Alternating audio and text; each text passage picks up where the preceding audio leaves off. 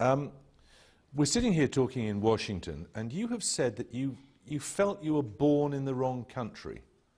Yes. Why did you feel that? It's a bit like the question, or it was for me a bit like the question, why did I want to be a writer? Essentially unanswerable. I could only say that it was more that I felt I had to rather than I wanted to. And when I was not much older, I was in my mid-teens, I began to have a very strong feeling of a sort of pull from the American planet. It's the best way I can think of phrasing it. Didn't know why. None of my family had ever been. Didn't know much about it, but a very strong gravitational pull, which eventually I succumbed to. And now, because, as you know, Kierkegaard says life has to be lived forward and then reviewed backwards, now I sort of do know, in that they were versions, the two things, of the same. In order for me to become an independent, self-starting writer, I had to move to the United States, had to leave England. Why, you may ask, I don't know, but it could have something to do with the relative openness of the United States. You didn't have to keep on sort of passing so many approval tests, as you did seem to in London. You're a polemicist. Yes. And you look at our country now with its coalition government, yes, muddling along, yes, as it's muddled along for many long years. And how do you feel? I mean, could you exist there? In Britain I have half of my life still to look back on. I was about 30 when I left. A lot of that was formative. It's where I learned to love literature, and a look at my bookshelves would show what I like still. Anglo-American is what I am. I think it's quite a nice synthesis. What do I think about the Cameron-Clegg coalition? It doesn't make me think all that much, I have to say. That speaks volumes in itself, doesn't it? It might, yes. Also, I suppose, for historical reasons, I joined the Labour Party as soon as I was eligible to do so. I watch more the future and character of the Labour Party. I still feel involved in that. Do you still consider yourself a leftist? Yes. Really? Yeah, I do. Because, as you know, many of your critics would say what's happened to you is that, you know, as your waistband expanded, your politics moved further to the right. Well, they should see my waistband now. I've just lost 30 pounds. Not in the nicest possible way. But the accusation against you is... Well, it's such a well-known script that it is indeed deserving of the name cliché, and I pin that accusation on my accusers. That's what they're resorting to. So do any of these labels apply to you, leftist or whatever? I mean, you're more of an iconoclast, aren't you? Well, there isn't a global international working class movement anymore. There used to be. Some of us miss it like a missing limb, but it's gone. Is it likely to be replaced? I don't think so. Is there a socialist theory of an alternative world economy that, just in theory, could stand up against the idea of a market system, however defined? Not conspicuously, no. In fact, the anti-globalizing movement seems to me to be nostalgic for a pre-industrial society in many ways, thus to be rather conservative. From this, you could probably tell that I still think like a Marxist, which I do. Yes. You believe in the dialectic. Yes, and in the materialist conception of history. Yeah, I do that. The end of the Cold War really buggered everything up, didn't it? Yes, it did, but it was a huge release of human energy.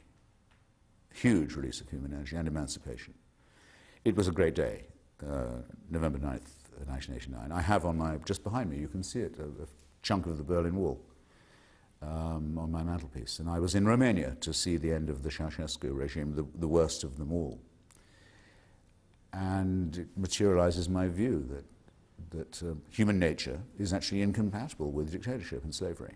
Conflict is intrinsic to human history. Yes. And there will be some further conflict. Many people say it has already begun, and it's the conflict between the West and sort of Islamofascism. Do you think that is a conflict which can be lost by the West? Well, first on conflict, you're completely right. It's unavoidable, and I'm glad of that because I think it's desirable. Especially in the United States, there's a huge privilege given to the word unity or unification, partly because it's a very various and multifarious society. There's a big need for good manners. But if you say, I'm a unifier, not a divider, you expect and you usually get applause.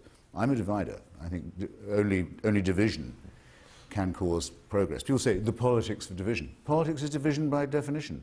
If there was no disagreement, if there was no fight, there'd be no politics. So the illusion of unity isn't worth having, and anyway it's unattainable. What I do think of as the greatest crisis, greatest conflict at present is, it's a version of the old conflict, which is between totalitarianism and free thought, which is, in other words, between theocracy and the Enlightenment. And the form in which this is currently being played out, you could define as the West versus Islam, but it's not quite so. Within many Islamic countries, there are people who have a greater respect for pluralism than there are people in Britain who would like to censor me for criticizing Islam, for example. But roughly you described the outlines correctly. Yes, I refuse to be told what to think or how, let alone what to say or write by anybody, but most certainly not by people who claim the authority of fabricated works of primeval myth and fiction and want me to believe that these are divine. That I won't have. That's the original repudiation. The first rebellion against mental slavery comes from saying, this is man-made, it's not divine. And to be clear about what you're talking about here, you're talking about the Bible and the Quran. Yeah, well, and the Torah, yes, yeah. All of these are works of fiction. All of these are depraved works of man-made fiction, yeah. And in what way does saying that you find the Quran laughable in places, in what way does that help the spread of reason? Oh, well, I think mockery of religion is one of the most essential things, because to demystify supposedly holy texts that are dictated by God and show that they are man-made, what you have to show their internal inconsistencies and absurdities. And one of the beginnings of human emancipation is the ability to laugh at authority. It's an indispensable thing. People can call it blasphemy if they like, but if they call it that, they have to assume that there's something to be blasphemed, some divine word. Well, I don't accept the premise. A lot of people in your position might take Pascal's wager. They might say, I don't know whether I'm right or wrong. Yes. But if I accept the possibility of there being a purpose and a God, I can't lose either way, because if there isn't, I've lost nothing, and if there is, I gain. Yes. Why haven't you done that? Well, I thought about Pascal's wager and wrote about it in my book long before I became possibly mortally sick. And what I said about it was this. Shall we just quickly state what it says? Yes, please. Well, Pascal was a great mathematician and one of the founders of probability theory, actually. I think it's his lowest point is what's called his wager, or sometimes his gambit, where he says, rather like a huckster, what have you got to lose? You win everything if you bet on God, and you've everything to lose if you're wrong. Well, what does this involve, if it's correct? It involves a very cynical God, and a rather stupid one, who will say, I noticed you make a profession of faith just there, and I also, because I'm God, I know why you did, because it was in the hope of winning favor with me. Well, that's fine. You'll therefore get it. That seems to me a rather contemptible thing, and necessarily, therefore, to entail a rather contemptible human being who says, I don't really believe this, I have no faith, but what can I lose by pretending to God that I do? I might get a break. I mean, this is pretty low, isn't it? If I'm surprised to find, when I pass on from this vale of tears, that I'm facing a tribunal, which you notice, by the way, you're not allowed to bring a lawyer. There's no jury. There's no appeal. I mean, this is altogether unattractive. Why people want it to be believed their God is this way, I don't know. But suppose that I'm there. It may be a one-person tribunal, depending on your view of the Trinity. I would say, I hope you noticed that I didn't try and curry favor, that I was honestly unable to believe in the claims made by your human spokespersons. Now do I get any understanding? And if that doesn't work, well, then I don't know what would. But I'm not going to try anything servile. I'm resolved on that point. It would be more comforting, wouldn't it? And more comfortable. Which the servile? No. To make an accommodation, to have some belief in a possibility of this not being the end.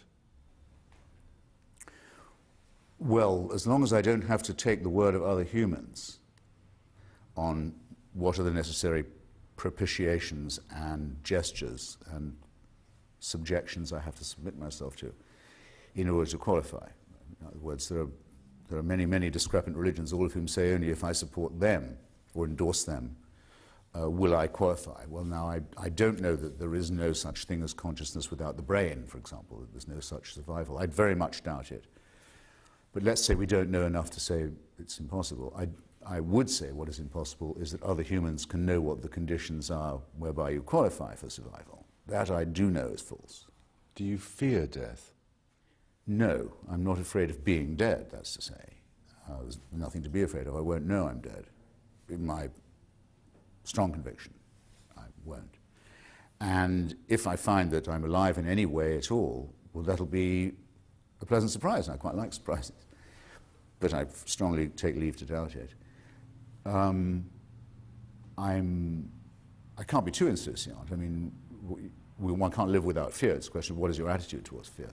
I'm afraid of a sordid death. I'm afraid that I would die in an ugly or squalid way. I mean, cancer can be very pitiless in that respect. That's a fear of dying, it's not a fear of death, though. Quite. So I forget now which you asked. What do you It's a good distinction. What do you think? Of death, no. Of dying, yes, I feel a sense of waste about it because I'm not ready. I feel a sense of betrayal to my family, and I like to think even to some of my friends who would miss me. Undone things, unattained objectives, but as I said before, I hope I'd always have that if I was 100 when I was checking out. But no, I think my main fear is of being incapacitated or imbecilic at the end.